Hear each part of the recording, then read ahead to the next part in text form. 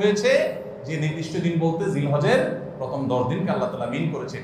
এই 10 দিনই তোমরা আল্লাহর জিকিরে বেশি বেশি করে আল্লাহ তাআলার জিকির করো। তাহলে জিকির শুধু না, পরিমাণে বাড়িয়ে বাড়িয়ে বেশি বেশি পরিমাণে জিকির করতে হবে।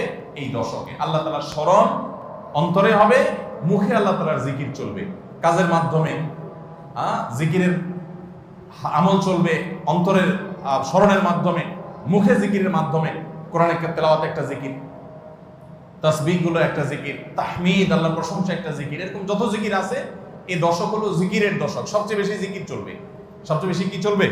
জিকির চলবে। দ্বিতীয়ত যে আমলটি চলবে তা হলো যে কোনো নেক আমল। কারণ একটু আগে আমরা হাদিস শুনলাম যে নবী করিম সাল্লাল্লাহু আলাইহি ওয়াসাল্লাম বলেছেন, মা মিন আইয়ামিন আল আমালুস সালিহু ফিহিন্না আহাব্বু ইলাল্লাহ মিন হাযিহিল আইয়াম। এই জিলহজের 10 দিনের চাইতে অন্য কোন দিনের নেক আমল আল্লাহর কাছে বেশি প্রিয় না।